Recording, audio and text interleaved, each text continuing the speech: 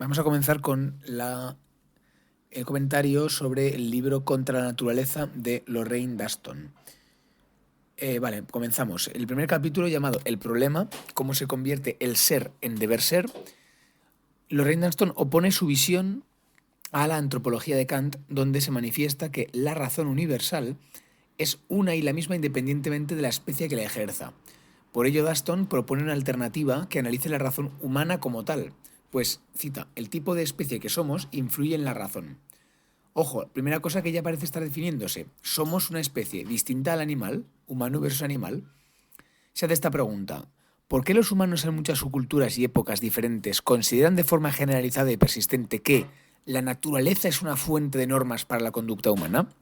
Aquí es donde está la clave, básicamente, ¿no? O sea, al final, este libro es un análisis de la falacia naturalista, es decir, de cómo se utiliza la naturaleza para legitimar órdenes morales o órdenes culturales, ¿no? Entonces se pregunta que por qué es lo que tiene la naturaleza para ser fuente de legitimidad, ¿no?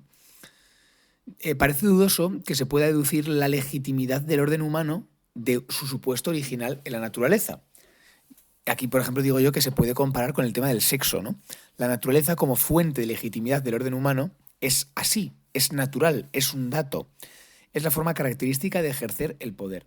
Eso también está trabajado con Ernesto Laclau y Chantal Mouffe cuando hablan de básicamente esto, ¿no? De cómo el ocultar la raíz del poder es básicamente pues la forma de ejercer poder de forma más clara, ¿no? Esto es Foucault y Marx, por supuesto, también.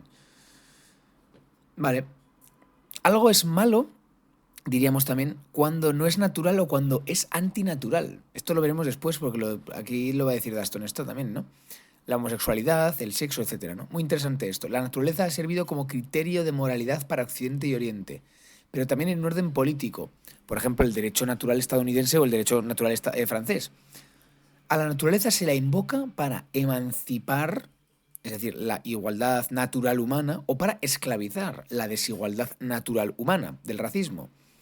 Es algo que ocurre tanto en reaccionarios como en revolucionarios. Muy interesante, ¿no? La apelación a la naturaleza como, digamos, lugar de emancipación o como lugar de dominación, o como excusa de dominación, ¿no? O sea, la excusa de dominación es lo que trata Haraway en Mujeres, simios y cyborgs, y la naturaleza utilizada como emancipación es la que supuestamente pues caería el feminismo o el ecologismo más ingenuo, ¿verdad? Vale, algo clave. Se supone que la naturaleza, es decir, physis, es el reino del ser. En ella no hay valores. Las cosas son y ya está, ¿no? Sin embargo, la cultura, es decir, el nomos, es el reino del deber ser, donde los humanos imponen o proyectan una idea de cómo las cosas deben ser. Esto se refleja en la ética y la política, expresado en leyes, tradiciones, etc. La ética busca la fundamentación de lo que debe ser, de cómo hay que actuar, de cómo se debe actuar. Siguiendo esta postura, habría un salto claro entre la naturaleza y la cultura. Cita, no podemos realizar ninguna inferencia legítima que nos lleve desde cómo resultan ser las cosas a cómo deberían ser. Presuponer esta consecuencia lógica, lo que debe ser tiene su fundamento en lo que es lo que se ha llamado tradicionalmente la falacia naturalista, que primero que lo descubre es David Hume.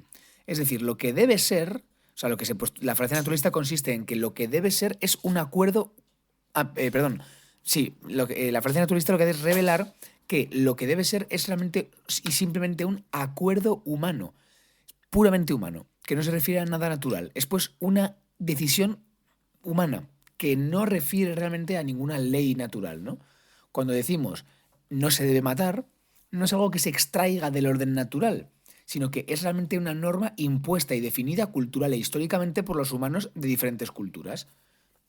Claro, esto, por ejemplo, es clave, eh, como dice Donna Haraway, es clave entender que todo conocimiento es un conocimiento situado, ¿no? Y que esa supuesta ley universal o ley natural básicamente estaría proponiendo una suerte de conocimiento no situado, ¿no? Es decir, desde la objetividad, desde el punto de no lugar, ¿verdad? La falacia naturalista funciona de una forma súper eficaz para justificar las normas. ¿Por qué algo debe ser así? Pues porque es así la naturaleza. Y por tanto, así debe ser, ¿verdad? O sea, eh, cuando parece que encontramos en la naturaleza la justificación de lo que debe ser, entonces la norma tiene más solidez, ¿no? Si, por ejemplo, el deber ser, es decir, una norma partida de la observación supuestamente ingenua de la naturaleza, aún es más fuerte, pero la fundamentación de una norma mediante argumentos naturalistas que no tienen una correspondencia con la naturaleza es un acto claro de poder y de ocultamiento de la raíz humana de las normas. Aquí es, por ejemplo, cuando dice Eric Swigendow esta idea de que se ha despolitizado la naturaleza, digamos, dotándola únicamente de ser natural y ya está, ¿no? Pero justamente el acto de despolitizar la naturaleza es ya un acto político, es ya un acto de interés humano, básicamente, ¿no? Decimos, por ejemplo, no se debe matar porque ello atenta contra la dignidad humana y es un acto antinatural. Ello presupone un orden natural donde reside lo moral y por tanto que fundamenta el deber ser. Al final es una transferencia de valores culturales a la naturaleza, ¿verdad? O sea, es decir, es moralizar la naturaleza para poder justificar dicha moralidad. Al final, bueno, como digo, para eso, para que ésta pueda servir de autoridad. Es decir, se moraliza la naturaleza para que la naturaleza pueda servir de autoridad. ¿Por qué es autoridad? Porque es el reino del ser, porque supuestamente no viene condicionado por nosotros, ¿verdad? Es decir, si yo creo que la naturaleza, perdón, la cultura no es una legitimidad, no legitima tan fuerte la propia cultura, puesto que los humanos saben que es una norma meramente humana. Sin embargo, si queremos legitimar bien una norma humana, es preciso asumir que viene del orden del ser, que no es algo que hayamos puesto nosotros, sino que es así, ¿no? Que el cuerpo es así, que la dignidad humana es así, que la naturaleza es así, etcétera, ¿no? Por tanto, lo que aquí se está diciendo es que no existe algo así como la naturaleza como autoridad, pues la autoridad se la da el propio humano para legitimar su propia norma o deber ser. Esto es, que la naturaleza sea el reino del ser, ¿verdad? Y por tanto, el autor que legitime las normas humanas es ya una producción humana, ¿no? Entonces, el tratamiento de la naturaleza como autoridad es también una construcción humana. Vale. Aquí vamos a hacer un comentario que nombra Engels lo descubre con el darwinismo social. Bien, eso también lo habla Donna Haraway, ¿no? El darwinismo social asume esta supuesta, digamos, lógica de la evolución natural, ¿verdad? Es decir, sobrevive el más fuerte, el que más ha logrado, digamos, adaptarse mejor al medio de forma natural, ¿no? Hay gente que por evolución tiene mejor capacidad para adaptarse que otra. Entonces al final acabar sobreviviendo ese. Claro, esto al final no es más que una legitimación absoluta del individualismo rampante, fundamentalmente, ¿no? Engels dice que el tráfico de valores que realiza la falacia naturalista suele tener consecuencias políticas, más bien diríamos consecuencias de poder. El poder la utiliza para legitimarse, ¿no? Cita, los gobernantes medievales defendían la subordinación de la gran masa de la población a la aristocracia y al clero sobre la base de que era algo tan natural como que las manos y los pies sirvieran a la cabeza y al corazón del cuerpo político. Claro, o sea, es que el ciudadano el ciudadano debe estar al servicio de los gobernantes y de la aristocracia. Esto, por ejemplo, esto tiene la razón clara en Platón, cuando habla eh, de la división por clases de forma natural. O sea, la división de las clases en Platón, de la ciudad ideal, viene por esa división natural de las almas. Es decir, el productor es productor porque tiene naturalmente puesta el alma de esta forma. O sea, esto es evidentemente falacia naturalista. Al igual que ha ocurrido con la naturalidad de la disposición de las mujeres a los cuidados o los negros al trabajo, etcétera. Pues eso, ¿no? Hoy en día tendremos el ejemplo de las mujeres tienden naturalmente a hablar más y jugar menos al cuidado, a las carreras como enfermería, medicina, etcétera, mientras que los hombres lo contrario, juegan más, son más agresivos, ¿verdad? Tienden más a carreras como la ingeniería, etcétera. Bueno, pues esto es una falacia naturalista.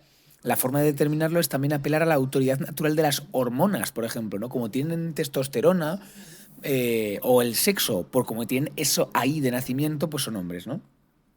También esto dice que la locura, la enfermedad, también está atravesada por la naturaleza y es por tanto terreno de poder. Cuando se despolitiza la naturaleza y se dice, no, no, es que esta persona tiene esta enfermedad, bueno, pues eso es claramente que ha habido un acto de interés de poder, ¿no? También los liberales defienden el individualismo o la libertad como algo natural, como un derecho natural. Bueno, el marxismo dice aquí que es interesante, ya sienta las bases del posmodernismo cuando determina que no hay derecho natural, sino solo derecho positivo. Es decir, no hay fuera de la naturaleza, no hay derecho natural, sino que todo derecho es un derecho meramente y necesariamente humano, ¿verdad? Stuart Mill también determina que la naturaleza es justamente el terreno donde ocurre lo malo, la muerte, la destrucción, la tortura, etc. Es una tentación de las diferentes fuentes de poder usar la naturaleza para justificarse. Repito esta frase que es muy importante. Es una tentación de las diferentes fuentes de poder usar la naturaleza para justificarse. De hecho, vemos cómo la palabra norma aplica tanto para lo descriptivo como para lo prescriptivo. Es decir, para definir lo típico como lo que debe ocurrir. Es verdad, lo normal no describe, sino que dice qué es normal y por tanto, digamos, imprime una estrategia que luego hace que se deba cumplir así. Es decir, produce lo que dice meramente representar, ¿no? Esto es muy interesante, lo voy a repetir otra vez porque me parece muy bueno. Dice, la palabra norma aplica tanto para lo descriptivo como para lo prescriptivo. Es decir, no, fíjate, yo es que solamente estoy describiendo lo normal, ¿verdad? O sea, es que hay más gente así.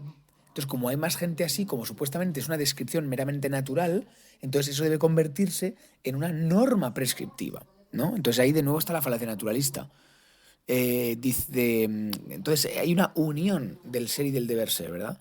Sin embargo, aquí se pregunta Lorraine Dunston, ¿por qué han fracasado los intentos de separar ser y deber ser? Es decir, de mostrar la falacia naturalista que hizo tanto Hume como Stuart Mill o como Kant. ¿Por qué se sigue buscando en la naturaleza los valores humanos? ¿Cuáles son las fuentes que impulsan la búsqueda de valores en la naturaleza? Respuesta corta, el orden, los patrones encontrados, se postulan como reales y como ideales. Es decir, el fundamento de algo debe ser algo que se dé ordenadamente, como un patrón. En la naturaleza es por eso real y además es ideal en tanto que fuerza a ser seguido por los humanos. Vale, aquí es donde veo yo la contradicción de Lorraine Dunston. Es que al parecer ella sí que asume que en la naturaleza hay orden y patrones encontrados. O sea, hay patrones que se han encontrado como datos ahí. Jope, si justamente lo que estamos diciendo, lo que habría que ser consecuente es que no hay dato ahí, que todo es mera representación, ¿verdad? Entonces, ese orden es tanto real, dice, ¿ves?, como ideal. O sea, es algo que se da, pero que fuerza a que se dé lo siguiente. Ahí es donde está la lógica de la falacia naturalista. Y se cae siempre ahí porque hay órdenes. Esto es la idea, ¿no? Bueno, tesis clave. Los órdenes naturales se han empleado para legitimar las normas humanas. Pero claro, esta es la crítica. Entonces, ¿hay órdenes naturales? Para Lorraine Dunston, al parecer, sí. Y hay tres formas que han reaparecido desde la antigüedad hasta la actualidad, que son los siguientes capítulos. La naturaleza específica, las naturalezas locales y las leyes naturales universales. Vale, dejamos para el siguiente día el análisis de estos tres puntos, pero me parece importante que ya desde el principio Lorraine Dunston deja claro que la lógica que hay detrás de la falacia naturalista es justamente esta, asumir que existen órdenes naturales, pero es que ella misma lo asume. O sea, no es que diga, no, es que luego no hay órdenes naturales, ¿no? Entonces se piensa que hay órdenes naturales y eso es lo que ha dado fuerza a la falacia naturalista, ¿no? Pero es que ella misma luego asume que hay órdenes naturales. Y esto después hay una contradicción interna en su propio libro, cuando al final afirma el tema de las representaciones y del noumeno kantiano, que todo al final parecen ser que todos son representaciones y demás, ¿no? O sea que esto es la contradicción que vamos a señalar en el libro de Dunston. Seguiremos el próximo audio.